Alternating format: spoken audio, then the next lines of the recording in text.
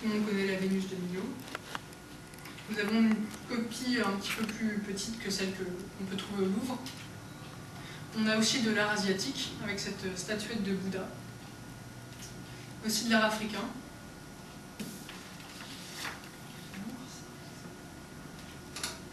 Et donc ce petit masque en cuir, donc appelé Silhouette dans le désert, qui est donc l'œuvre d'un artisan retrouvé en Côte d'Ivoire en 1845 et restauré par le musée. On a aussi de l'art occidental, nous avons cette pièce absolument incroyable qui a fait partie du cabinet de curiosité de Charles Baudelaire, donc le poète. Donc il l'a trouvé en fait sur une plage, d'après ce qu'il dit dans ses écrits, qui serait donc un souvenir de son voyage aux îles Maurice et de la Réunion, vu que son beau-père l'avait obligé donc à partir aussi en service militaire. Et on pense peut-être que cette pièce aura pu donner lieu justement ou l'inspirer pour le poème L'homme et la mer. On a également des maquettes, bien évidemment, vous en doutez, c'est des reconstructions d'œuvres plus anciennes. Donc, notre collection sur la photographie. Donc, ceci est un daguerréotype. Donc là, c'est un cyanotype qui est donc un type de photographie utilisée au tout début, justement, une technique, et qui est en fait faite à base de cyanure, et qui fonctionne avec le Solaris, qui permettait de... Enfin, il n'y avait pas besoin d'agrandisseur, comme nous on peut avoir maintenant, ainsi que les technologies que nous avons apportées depuis. Donc une photographie d'Hippolyte Bayard, de 1869, qu'on peut reconnaître Quimper.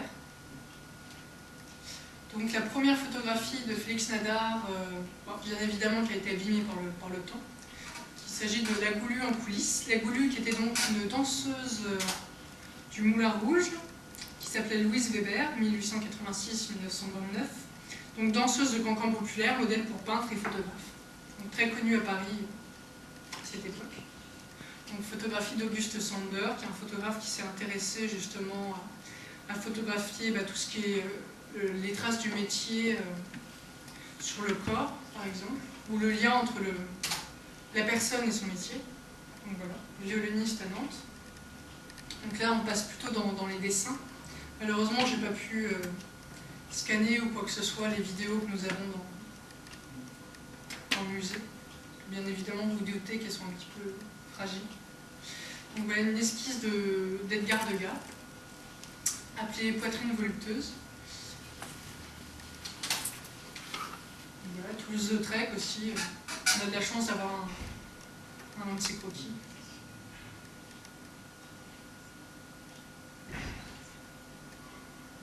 Donc là on arrive à la première moitié du XXe siècle, donc Henri Matisse.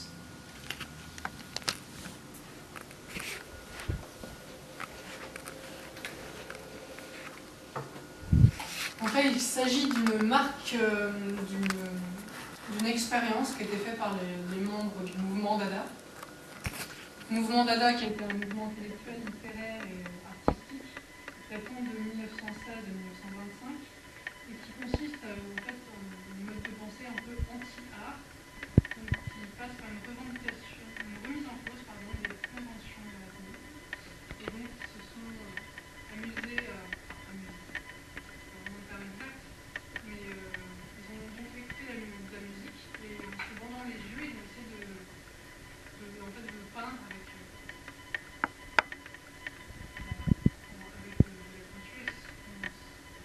de l'encre de Chine, apparemment, et donc Magritte avait la particularité de nommer ses tableaux avec des choses qui n'ont absolument rien à voir, d'où le nom de la peinture.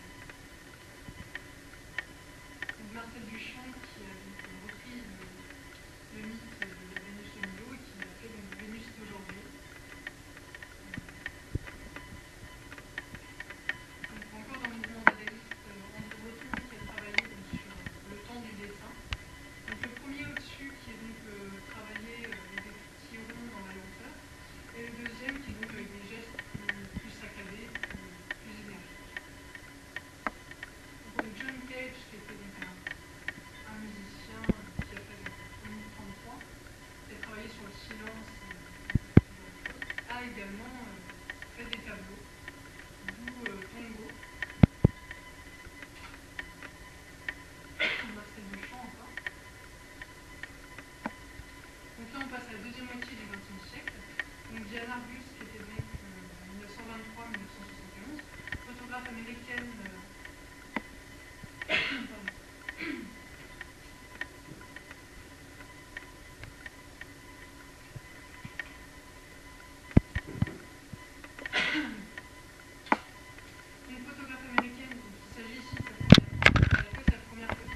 Sonnen en 1957, parce qu'avant elle aidait donc, son mari qui était photographe. Et donc elle a eu son propre labo photo, donc c'est elle qui décidait vraiment de tout par rapport au développement, par rapport à la prise de vue effectivement, mais il y a aussi tout le côté du développement qui est encore presque un art à part entière. Donc cet artiste a énormément contribué au fait donc, que la photo apparaisse comme un art. Elle était très intéressée par tout ce qui était considéré comme les marginaux, donc alcooliques, SDF. Donc elle allait les photographier en leur demandant de poser pour eux. Donc il y avait réellement un contact qui se faisait entre le modèle et le photographe. Elle a été également dans les clubs de nudistes ou encore dans tout ce qui est la déformation physique par rapport aux géants, par rapport aux nains. Donc ici Nan Goldin, qui est donc une artiste qui vit actuellement à Paris et qui a commencé à photographier après le suicide de sa sœur quand elle était assez jeune, je dirais à moins de 18 ans. Et elle a photographié donc son milieu, c'est-à-dire les travestis, les drogués, les gens pareil un peu en marge.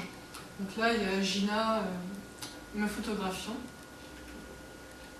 Donc Jackson Pollock aussi, que vous devez connaître également, avant qu'il se lance dans l'action painting, donc un de ses premiers dessins aussi. Donc Marcel Duchamp avec ses ready-made. Ready-made qui consiste à prendre un objet et le détourner de son utilité première. Donc ça c'est une artiste, un artiste, pardon, donc Bao Ticho, né en 1963, qui est donc un artiste chinois, travaillant sur l'environnement, en prenant comme la parodie, l'humour et la mise à distance avec la réalité. Donc là c'est une réflexion qu'il a eue, enfin je pense normalement d'après les textes que j'ai lus, que c'est donc Panda en liberté, entre parenthèses surveillées. Donc par rapport, le panda qui est un petit peu donc, le logo du WWF, une association qui lutte un peu dans le genre de Greenpeace, et qui, cet artiste nous dit, voilà, dans 50 ans, qu'est-ce que ce sera que de vivre en liberté, qu'est-ce que ce sera les animaux en liberté. Voilà, les pandas sont quand même en voie d'extinction. Il ne resterait que des pandas en peluche. Donc Boltanski aussi, qui a fait donc, une merveilleuse exposition l'année dernière au Grand Palais, qui est très connu pour Monumenta, pour Canada, pour ses accumulations et son travail par rapport à la mémoire collective, entre autres par rapport au génocide.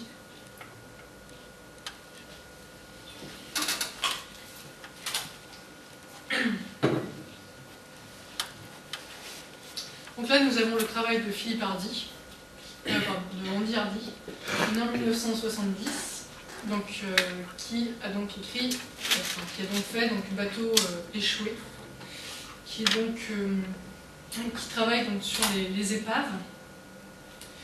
Donc, artiste travaillant sur les traces du passage du temps par rapport aux événements tragiques, tels qu'on peut avoir Erika ou des choses échouées, des avions écrasés, etc. Donc, comment est-ce qu'en fait on essaie plus ou moins d'oublier ça, comment est-ce qu'il y a les vestiges qui travaillent donc, avec le temps. D'où l'utilisation de négatifs. Donc, Igor Dupont, donc, né en 1977, qui a travaillé donc, sur la société de consommation, l'accumulation, et comment est-ce qu'elle peut nous englober en fait. Donc Cindy Lazare, qui est donc une artiste qui joue avec la parodie, l'humour, la mise à distance du statut un peu austère qu'on a de l'artiste, et joue avec l'histoire de l'art.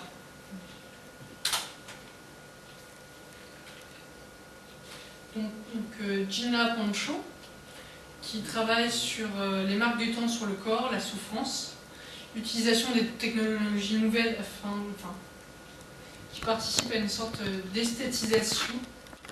Donc elle photographie son propre corps. Donc, étant donné qu'elle a des problèmes de dos, elle doit porter tout un tas de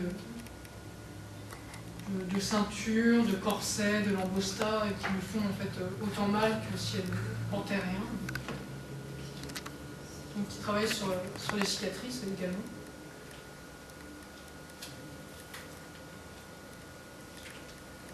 Donc Sonia Real, qui est née en 1982, qui travaille donc sur essayer de retranscrire les relations humaines, qui essaie de comprendre un peu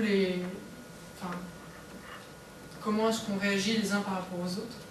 Donc elle a fait une série sur le bonheur, et là c'est une série sur l'amour, qui est donc un triptyque. Malheureusement, je n'ai pas pu vous mettre les trois à côté, donc je vais vous les passer l'un à la suite de l'autre, qui est donc un triptyque sur l'amour.